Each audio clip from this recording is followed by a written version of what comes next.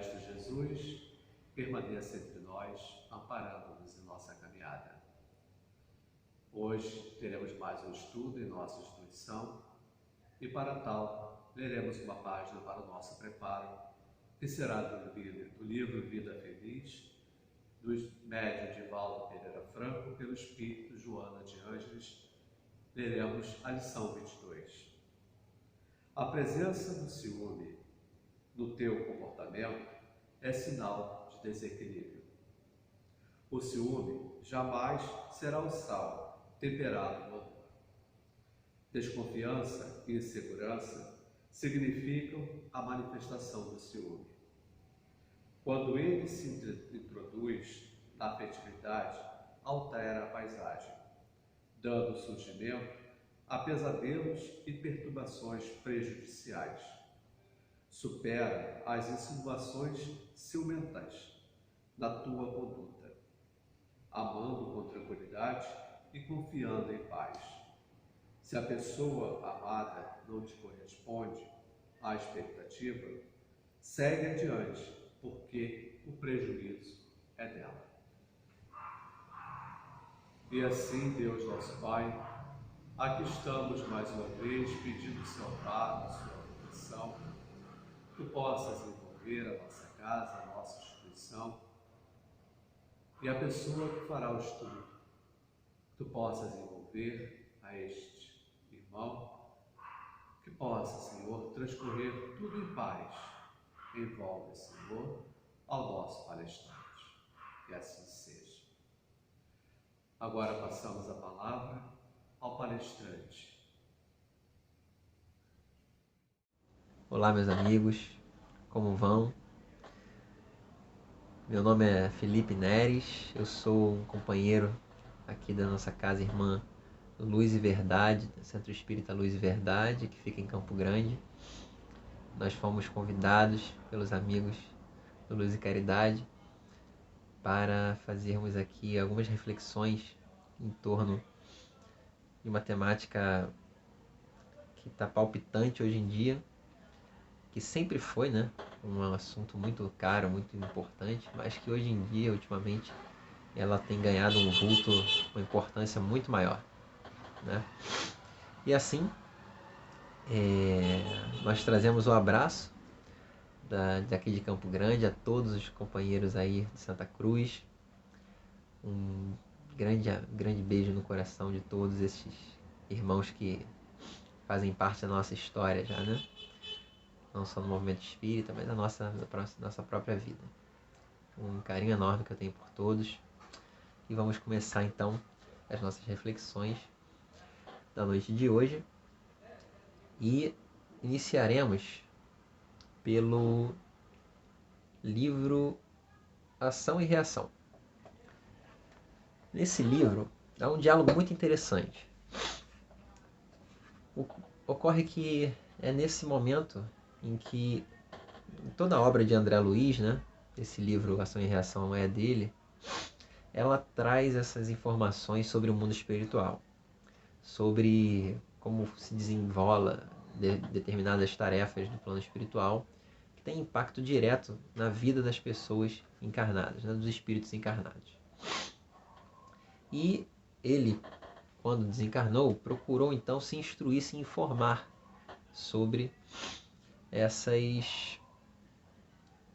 como se desenvolvia essas questões e como era a vida espiritual, como se desenrolava, como era o desdobramento das questões físicas no plano espiritual, ele enquanto médico, né, André Luiz, e ele enveredou por esse caminho e sempre buscou se instruir bastante com aqueles que trabalhavam diretamente naquele auxílio, que detinham conhecimento, não só o conhecimento, né, mas também, como ele aprendeu que era importante, o amor, o sentimento que deveria reger os trabalhos da vida prática em qualquer latitude da vida física ou espiritual. E ele estava então acompanhado pelo seu companheiro Hilário, e eles recebiam instruções de um instrutor muito caro, muito sábio, chamado Druso. Em determinado momento da palestra, eles vão questionando, né, Druso a respeito de algumas questões relacionadas à dor, né? Nosso tema de hoje, né, vem a ser por que Deus permite a dor. E assim, adentrando nesse tema que nos é tão caro, Druso, vai então falar a seguinte frase: a dor é ingrediente dos mais importantes na economia da vida em expansão. O ferro sob o malho, a semente na cova, o animal em sacrifício, tanto quanto a criança chorando, irresponsável ou semiconsciente, para desenvolver os próprios órgãos, sofrem a dor evolução.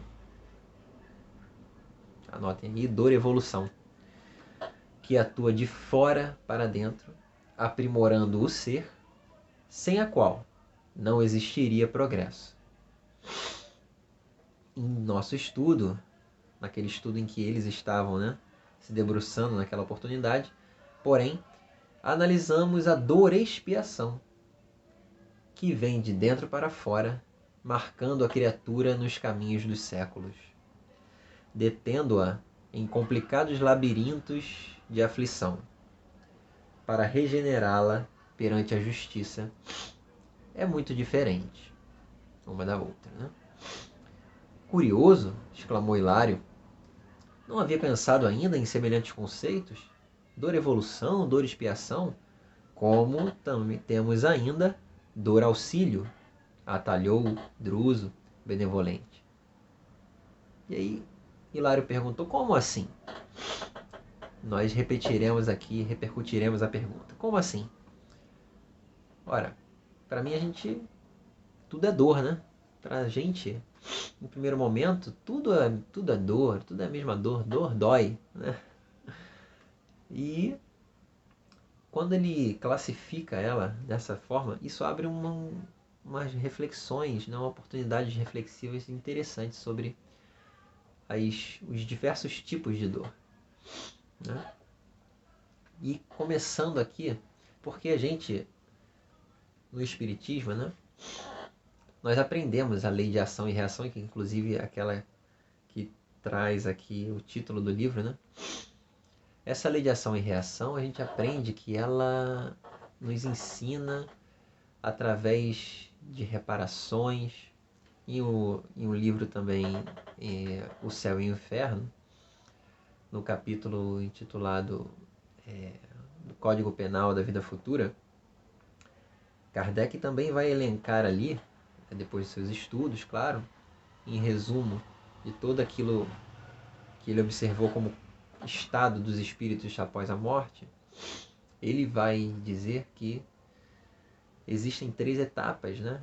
A gente passa pelo arrependimento, depois a expiação e a reparação. Também sendo isso um instrumento dessa lei de ação e reação, e essa expiação, especificamente, sendo essa dor.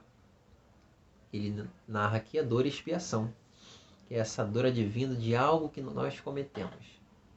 Não é? Então, a gente ficou na cabeça, né, nós espíritas, ficamos na cabeça que somente existe essa dor. Tudo que a gente faz, cada um só tem o que buscou, só tem o que merece. Se fez isso é porque você... se você está recebendo isso hoje é porque você plantou lá atrás. Mas será que é só isso mesmo? Então vamos lá. Aí vamos começar, né? Então lá vamos começar do básico, né? Pelo o livro dos Espíritos. Neste livro, que é a base da doutrina espírita, né?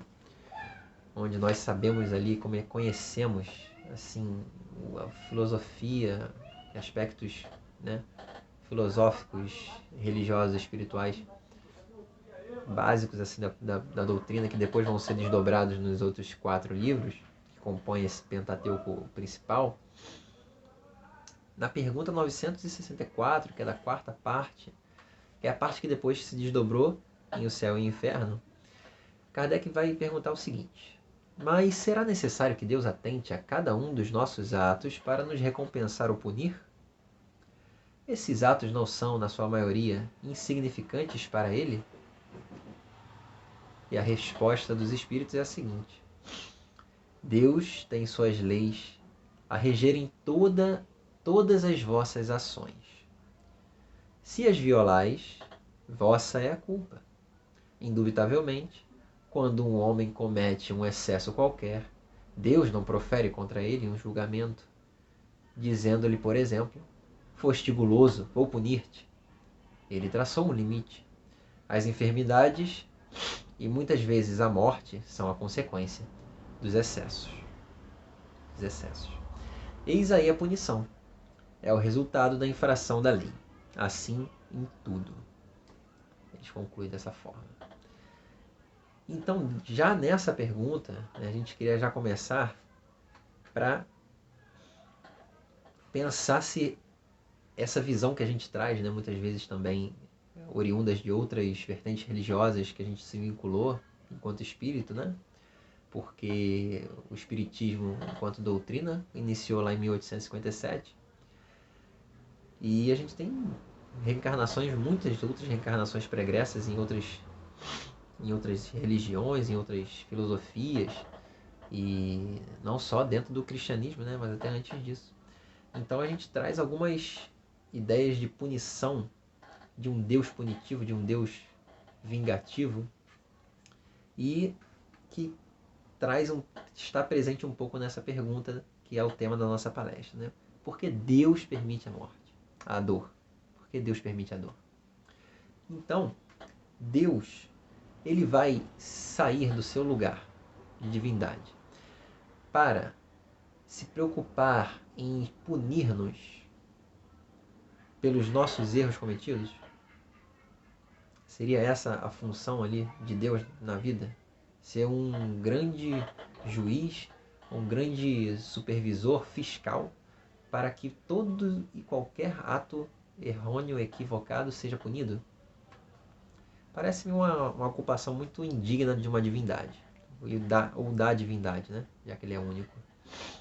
Assim, Deus, ele traçou seus limites, né? Ele fez aquilo que ele criou suas leis, e as suas leis representam, né, presentes em tudo que nos rege, desde a nossa vida, desde a vida material, biológica, física, até a vida espiritual, sentimental, etc.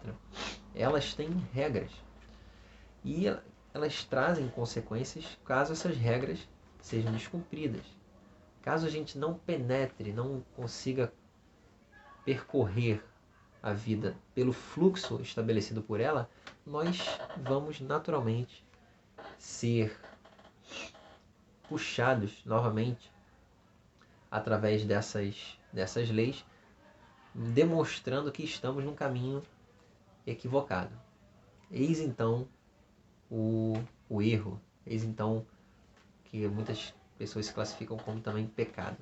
E a partir desse equívoco, nós vamos realmente, como a doutrina espírita explica, nós vamos delineando ao nosso futuro expiações, reparações que vão fazer parte desse processo de regeneração que precisamos passar. Então aqui é esse tipo de dor, né, que foi trazida ali por Druso. Primeiro, essa dor que todo mundo conhece, que todo mundo coloca, que é a dor expiação, atuando de dentro para fora. Por quê? Porque ela emerge a partir de nós mesmos.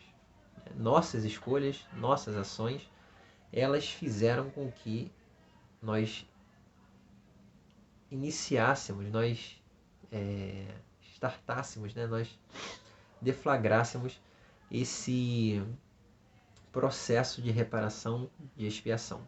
Então, por isso é de dentro para fora. Agora nós vamos para a segunda lei, para o segundo tipo de dor, né? Que seria bom, ainda, na verdade, ainda falando sobre a dor expiação, né?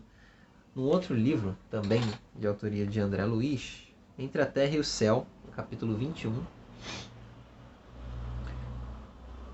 Os dois, né, novamente aqui, o Hilário e o André Luiz, estão falando sobre a questão da dor também, só que agora com outro instrutor.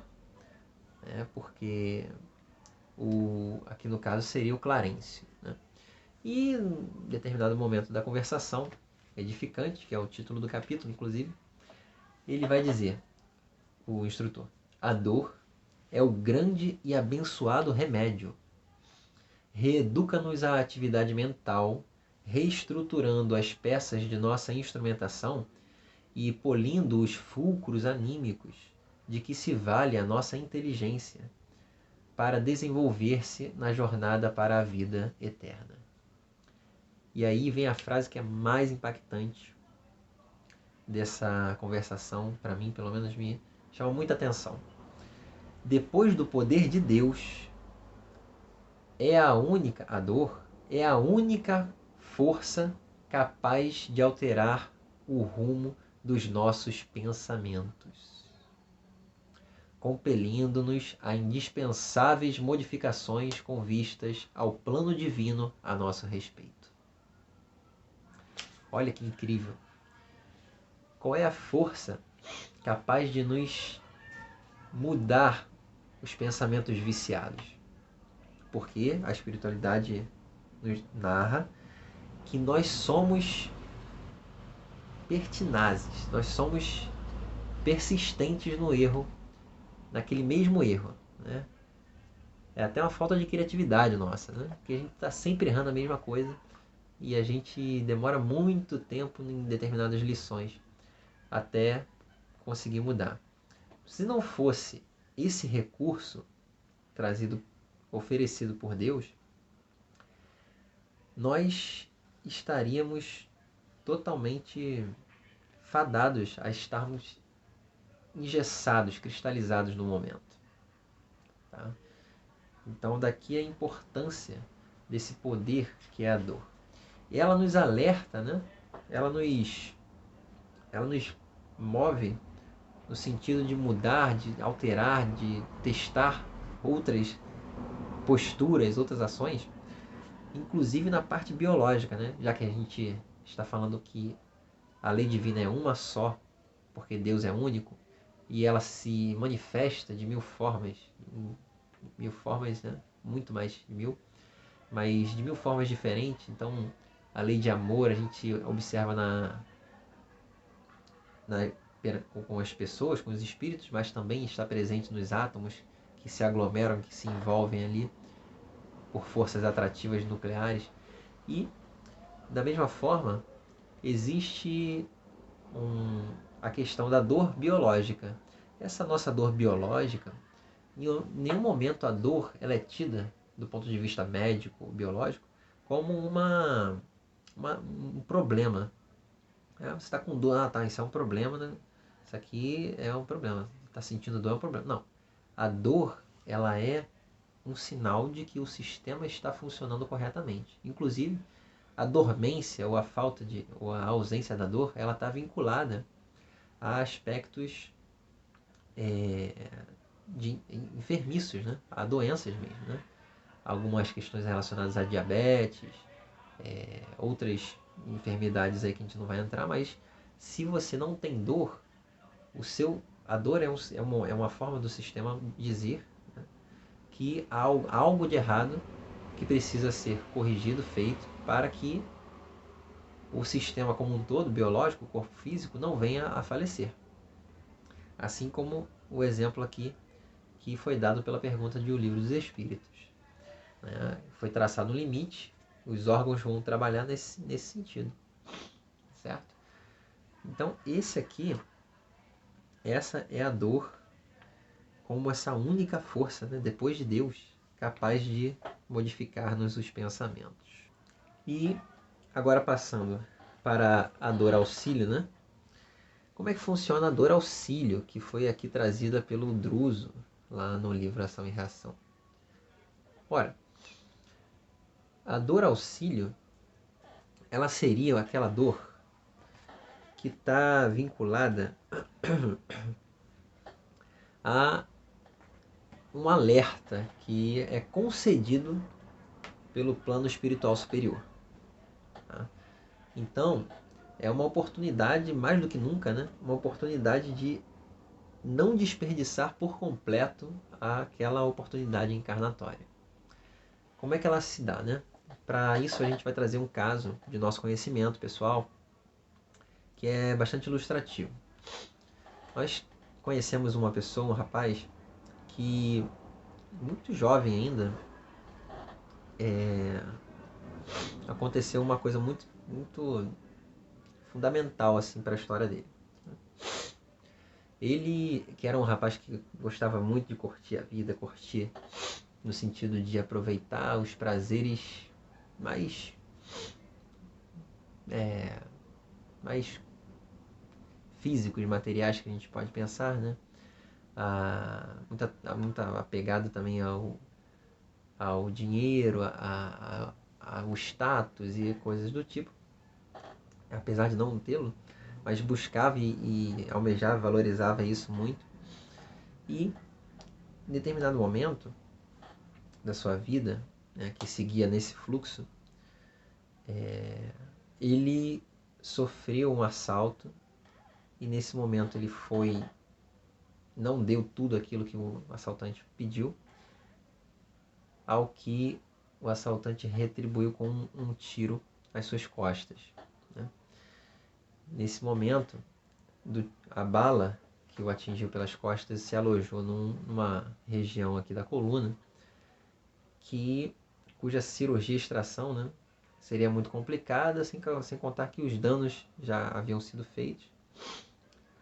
E de modo que ele, a partir desse dia, aquela pessoa que era muito ativa, que era uma pessoa independente, andava com a sua moto para lá e para cá, e fazendo tudo o que queria, né? Trabalhando, fazendo suas coisas, ele se viu numa cadeira de rodas, paraplégico. Imagina para vocês como não foi, né, o impacto nessa pessoa depois de uma vida, né, sem nenhuma reflexão futura, mais elaborada em torno da vida, dos objetivos existenciais. Ele se viu ali sem aquilo que ele julgava ser a base da sua alegria, do seu estímulo de vida, aquilo que lhe emprestava um sentido na vida. E é claro que num primeiro momento foi muito complicado, muito difícil, né, para que ele assimilasse essa dor, né, de se ver tolhido assim de diversos planos, de ter que reestruturar a sua vida completamente. Então foi um período muito difícil, né, que ele teve que passar ali contando com o apoio dos familiares, né, sempre muito dependente, tudo aquilo que ele mais evitou, né, depender de alguém. Ficou ali, né, um bom tempo ainda necessitando desse auxílio direto ali para fazer para tocar sua vida, né, básica, né, para as coisas mais simples, como tomar um banho, para colocar um sapato, enfim, para diversas coisas. Ele teve que reaprender e a família estava ali, né, graças a Deus, para o auxiliar. E depois que ele passou por isso tudo, e há aí também um mérito muito grande nele, de conseguir superar essa primeira etapa, esse primeiro momento, que é desse choque inicial, para então, ultrapassando isso, nessa zona de arrebentação, digamos assim, ele conseguir vislumbrar com outro olhar essa situação. Fato é, resumindo um pouco, que passado esse período, ele tomou um novo rumo para a sua vida. Começou a refletir mais sobre as suas ações, sobre as suas implicações mais profundas em relação direta, né, aos outros, o que queria para si mesmo. E assim, ele conseguiu passar num concurso público, conseguir uma vida muito mais estável, muito mais, digamos assim, mais, né, que lhe conferia uma certa segurança, né, muito maior do que aquela que ele tinha antes do desastre que ocorrera, entre aspas, né? E hoje em dia ele se vê assim, numa condição certamente muito melhor do que ele estava antes de ocorrer aquela situação, né? Conseguiu formar uma família, conseguiu ajudar, né, muitas pessoas depois. E, enfim, a sua própria vida passou a ser um estímulo, né, para as pessoas que o conhecem, que o conheceram. Dessa maneira, nós enxergamos aqui uma evidência clara desse tipo de dor, da dor auxílio, que é aquela dor que vem no sentido de... É uma dor que não necessariamente está programada para a sua reencarnação, né? Na verdade, ela não está, né? Não é uma dor que está programada. Mas pode ser que minha análise esteja incorreta, tá? A gente não sabe de todo o processo, né? A gente só conhece uma história do ponto de vista que a gente consegue analisar. Mas é claro que isso aí poderia estar também previsto na sua encarnação. Mas a dor auxílio, né, que a gente está tentando associar aqui, é uma dor que ela emerge de fora para dentro. Por que é de fora para dentro? Porque ela, na verdade, parcialmente de fora, mais de fora do que de dentro. É de dentro porque ela parte de uma ação nossa, né? Uma postura nossa diante da vida que requer um alerta, que aí, né, seria essa dor auxílio. Algum acontecimento que nos corrói intimamente, que nos impacta de tal maneira que nos faz refletir sobre as grandes questões da vida.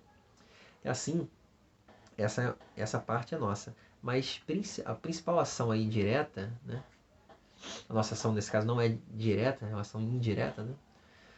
A ação direta que está vinculada a ela ela se inicia, né, provém de uma intervenção superior. De quem? Do plano espiritual superior, do seu mentor espiritual, do seu anjo guardião. Então essa pessoa que se vê ali, imaginemos nós aqui, o anjo guardião, o seu mentor, observando uma vida ser desperdiçada, uma oportunidade reencarnatória sendo desperdiçada. Olha como não seria angustiante, né? Porque a gente não faz ideia do que seja planejar uma reencarnação. Sabe por quê? Porque não é só a nossa vida que está ali em jogo.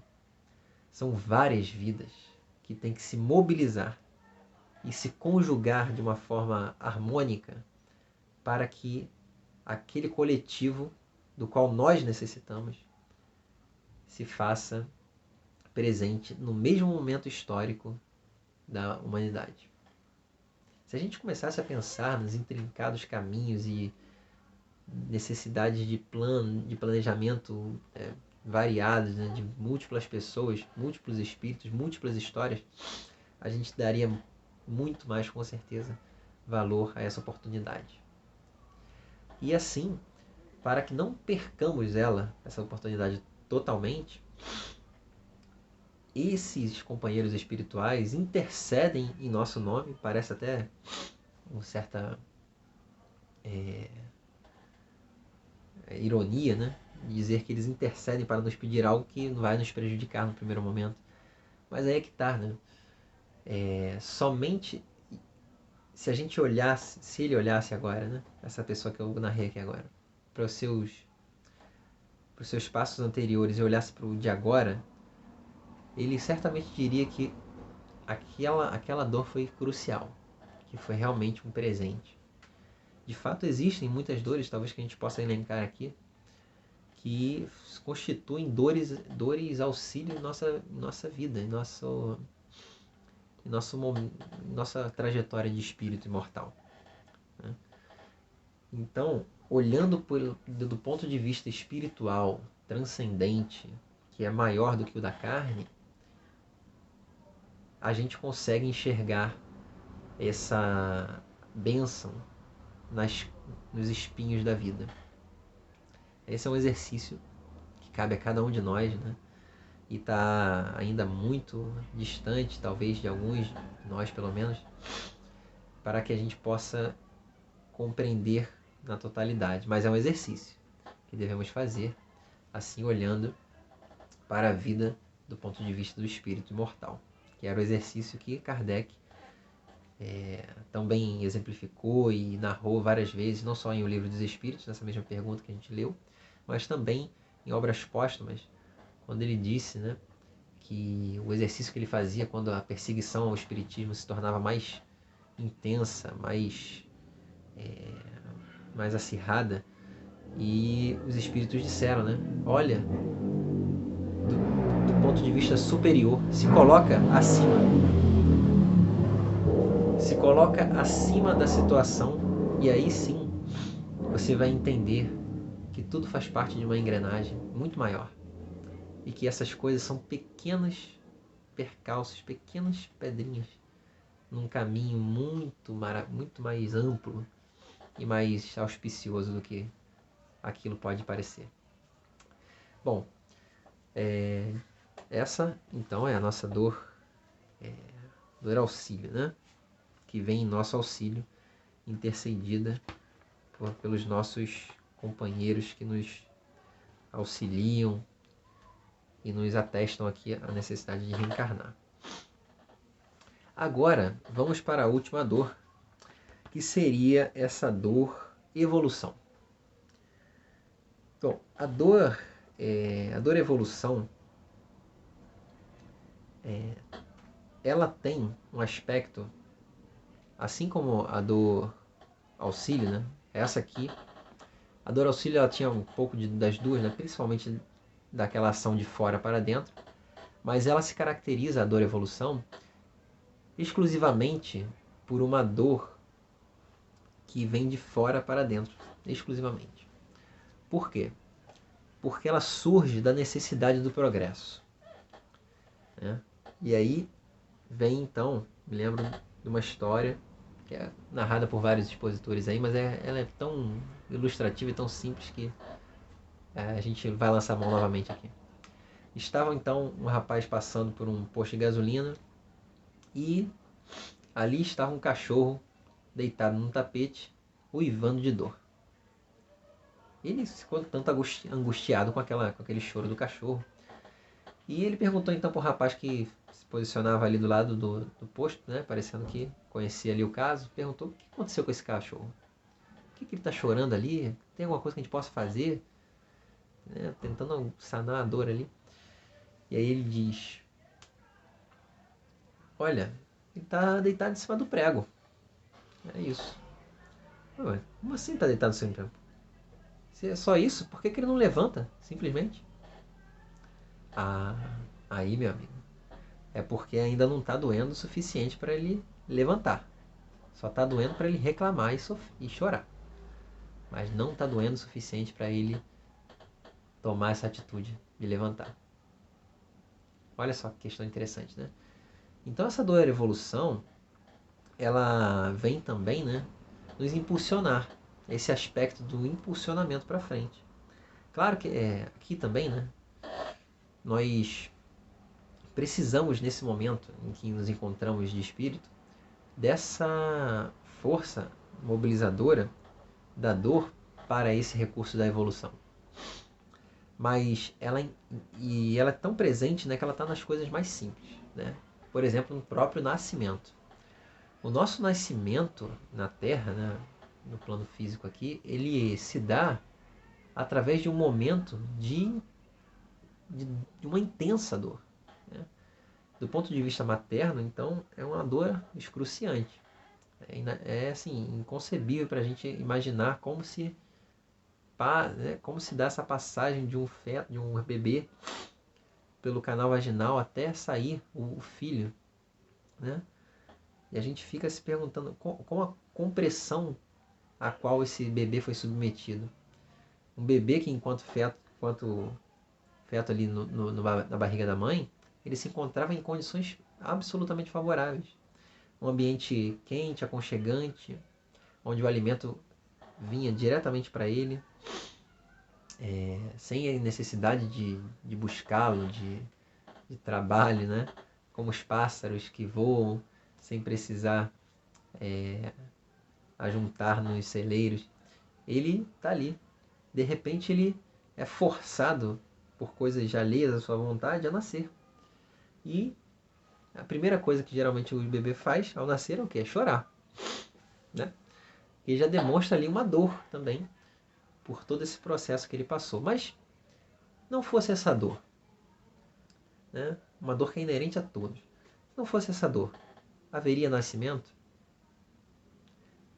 Nós estaríamos fadados a sermos adultos enclausurados nas barrigas de nossas mães? Em que objetivo? Qual objetivo teria disso?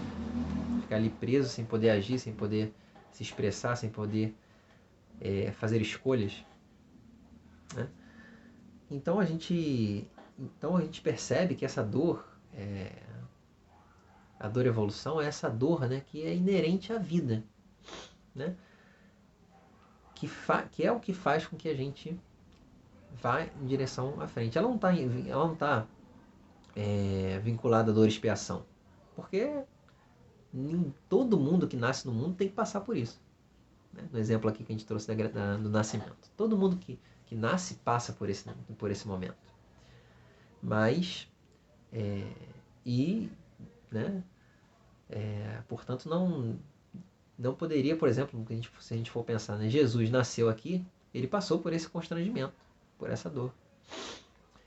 E ele era um espírito puro, certo? Então não havia o que expiar.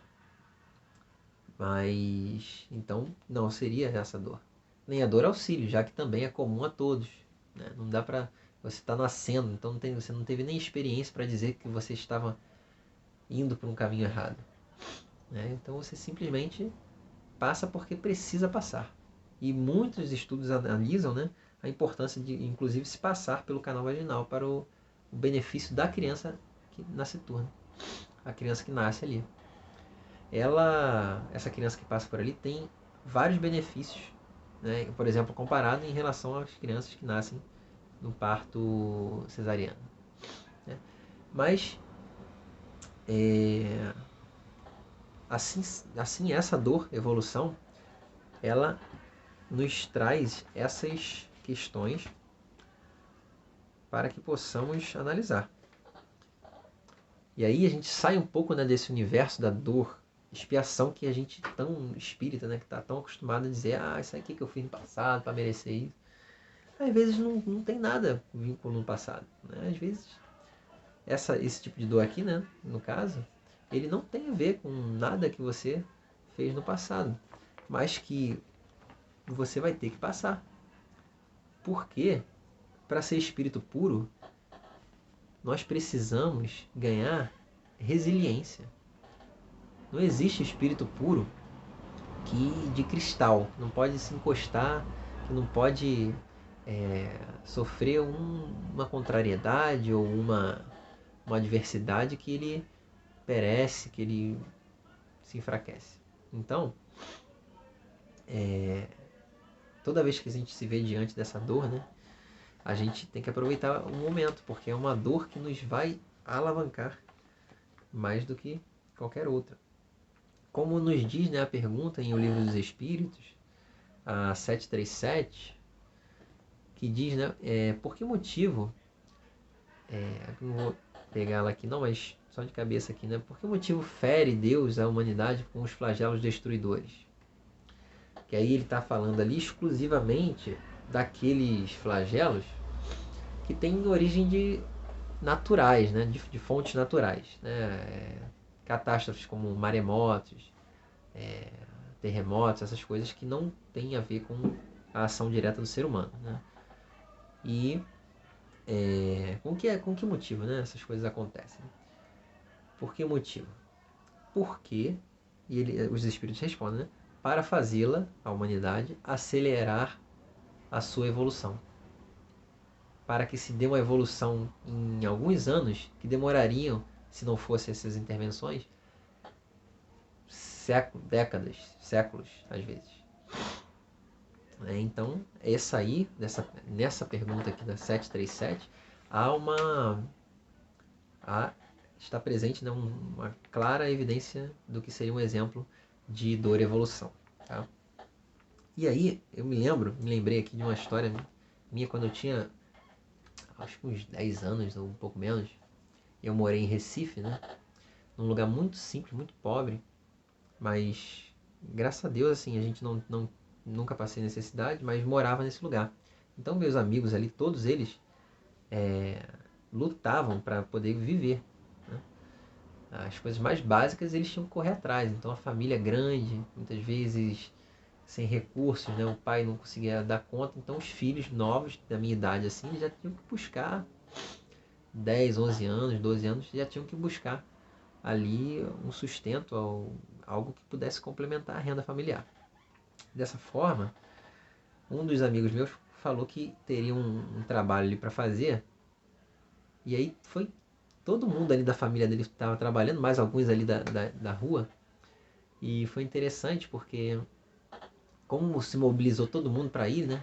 Eu achei aquilo legal, aquilo foi assim, fiquei empolgado para fazer também, né? Para trabalhar junto, todo mundo ali trabalhando, me deu um estímulo maior. E aí eu cheguei lá para minha avó, e minha avó assim, é avó, né? A minha avó era aquela típica avó que mima mesmo, que é criado com vó, tudo isso. Mas, olha que interessante, né? Quando eu cheguei lá, falava, ó, eu vou trabalhar ali para capinar um terreno, tal, tal, tal. E aí eu vou para ganhar um dinheiro, né? Ou seja, um dinheiro que era tão irrisório, acho que era tipo R$1, R$2, pra você ter noção. Capinar um terreno grande, né, para ganhar R$1, R$2. E ela viu aquilo, ela poderia ter dito, meu filho, pelo amor de Deus, toma aqui R$2. R$1, para que você vai lá? Isso ela tinha facilmente. Só que ela, nesse momento, o que ela fez? Ela disse, é mesmo, filho? Você vai lá trabalhar? Eu disse, então vá. Vá lá, trabalhe lá e ganhe seu dinheiro. Olha só que interessante, né? Ela, apesar de toda a super proteção que ela sempre teve, e ela não me tolhiu dessa dor, né? Nessa dor evolução, que seria esse esforço no sentido de aprender lições ali que ficaram para sempre, né? Até hoje a gente narra, né, emocionado assim esse momento, porque é muito legal, muito bacana a gente ver essa ação, né? Essa sabedoria, né? Nos nossos tutores aqui. E a gente realmente precisava passar por isso para aprender algumas coisas sobre o valor do dinheiro, sobre o valor do esforço, do trabalho, do suor, coisas que nos tornam mais humanos, né? Nos tornam mais humanos. E bom, e aí há uma pergunta também, né, que inclusive foi feita aqui pelo Hilário ao Druso, quando ele fala sobre essas dores, né? Bom, se essas dores não são, ele estava pensando sobre as dores e expiações, né? Dor e expiação. Se é dor e expiação, por que os animais sentem dor? E aí a pergunta é cabida, né? E a gente sabe agora que os animais, assim como os minerais, os vegetais, as sementes, né, e tal, todos eles eles passam aí eles estão ali, né, passando por essa dor e evolução. E eles precisam passar mesmo. E eles, por não terem o livre-arbítrio, eles são forçados a passar e sofrem todo tipo de coisa. E aí a gente vem aqui, não vamos trazer assim literalmente, mas no livro Falando a Terra, no capítulo 33, o espírito Balão Pato, ele narra uma história muito interessante, né? Uma fábula muito, muito interessante, falando sobre vários elementos da natureza que caíram, que eram estraçalhados, como o grão que virou a farinha, como a farinha que depois virou pão, né, sob o calor intenso, como o ferro que foi aquecido para que fosse totalmente derretido. E aí todo o sofrimento, né, que esses nossos irmãos menores, que a gente pode pensar assim, né? Que eles passaram, como dizia Francisco de Assis, né? Que eles passaram por todos essas dificuldades para que pudesse, por exemplo, chegar o pão à nossa mesa, né? E aí a gente às vezes come, se refastela e nem dá valor a esses pequenos sacrifícios que foram feitos, né? Inúmeros pequenos sacrifícios que foram feitos, e aí a gente inclui principalmente os animais, né? Que já gozam de uma sensibilidade muito maior do que as plantas, os minerais. E a gente se esquece de agradecer por esse sacrifício. Então nossas vidas, elas são custeadas pelo sacrifício dos outros, pelo sacrifício de outras vidas. E, enfim, esse aqui já vem nos indicando um quarto tipo de dor, que não é aqui narrado por Druso, como a gente leu, mas ele tem a ver, sim, com essa questão do sacrifício pessoal em prol da vida ou do bem de outro. Existe então essa música, né? Uma música muito belíssima de Tim Vanessa, chamada Súplica de um Galho. Súplica de um Galho. E então a gente vai analisar um pouco essa letra, que ela vem muito assim a calhar para a gente poder fechar com esse último tipo de dor, que seria essa dor-amor, né? Que é a dor daquele amor puro, daquela entrega total. E aí ela começa assim: sou um galho assustado, decepado de uma árvore frondosa, que enfeitava o jardim de mansão rica e formosa. Não sei o porquê da violência, nem falo do susto ou da minha dor.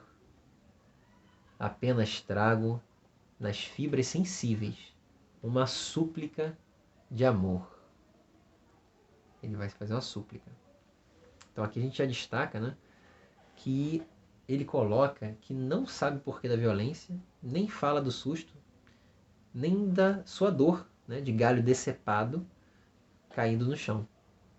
Né? Foi uma dor, certamente, né, muito grande. Mas ele não se detém aqui. Né? A maioria de nós nos detemos, se detém nessa dor nessa dor de se vitimar, né? De se incensar para se autocomiseração, né? A gente se mantém nesse patamar ainda. Mas eu achei tão interessante essa postura do galho caído. Ele não se preocupa com a violência, pelo susto, pela vida. Ele só tem uma súplica de amor. E aí ele vai dizer qual é a súplica dele. Na ânsia de fincar raízes, o solo fértil eu possa encontrar. O galho caído, ele busca, né? É como se servisse de uma muda, né? Ele vai buscar ali fincar raízes e dar origem a uma nova árvore. Aí ele fala: o solo fértil eu possa encontrar para flores e frutos, só tu sabes. Quem é tu? Esse tu com T maiúsculo da música. É o Criador. Né? A vida eu volte a doar. Olha só. Ele que estava doando vida naquela árvore frondosa, decepado ao chão, ele anseia na sua súplica que ele possa vir a dar origem a uma nova árvore para a vida voltar a doar. Não se preocupou com a violência, não se preocupou com as dores. Mas se por tua vontade minha força se esgotar, permita que eu apodreça, tornando o solo a fertilizar. Ou seja, se ele não puder dar origem a uma nova árvore, que ele possa simplesmente ser consumido integralmente. Que ele possa, que é o sacrifício total, é o holocausto. porque ele em si vai deixar de existir, enquanto seu corpo físico ali, né? Vai deixar de existir para o quê? Alimentarei os vermes, bem sei, misturado ao lixo abundante. Minha seiva, humo se tornará. Novo verde surgirá, iluminado e vibrante. Olha só que bonito. O apodrecimento dele vai dar origem a um novo verde. Que verde? Ele continua. E as sementes novas, saltando alegres das mãos do semeador, terão da Mãe Natureza a resposta. Terão da Mãe Natureza a resposta. A vida renovada, a bênção do Criador. Então olha que belo exemplo, né? O seu momento ali de consumo total, ele vai se transformar em vida para novas plantas que surgirão, para a nova geração. Nós poderíamos aqui pegar esse pensamento e aproveitar em nosso favor. Em que sentido? Começar a pensar as nossas dores no sentido desse galho que se consome para doar vida. E aí a gente relembra do exemplo portentoso, jamais visto, como diz o poeta, do Cristo, que passou a sua vida inteira em doação total, até o ponto de se chegar na cruz e ali ainda assim doar um exemplo de perdão, pedindo ao Pai que nos perdoasse. Mas não só isso, porque narra Humberto de Campos que no momento da morte, os anjos que faziam parte da esfera de Jesus vinham até ele para poder balsamizar-lhe as dores, para facilitar-lhe o desenlace. E aí ele chama um anjo muito especial que veio brilhando das esferas superiores e sussurra ao seu ouvido uma coisa. E de imediato o anjo sai daquele lugar e vai e desaparece. E conta ele que o anjo fora socorrer Judas, que acabara de suicidar-se. Esse é o tipo de amor que exemplifica o nosso galho aqui. É aquele amor que, mesmo quando se dói, quando se está sobre jugo da dor, pensa primeiro no outro, para depois pensar em si. Então essa lição nos ajuda, que ela nos ajude. Cada um poderá dizer se ajudará ou não, depende de cada um. Que ela nos ajude a reformular a nossa relação com a dor. Não só olhar para ela dizendo que eu estou pagando algo do passado. Mas não. Eu estou pavimentando o caminho do futuro. Eu estou nutrindo o solo onde novas sementes, as sementes da regeneração, surgirão.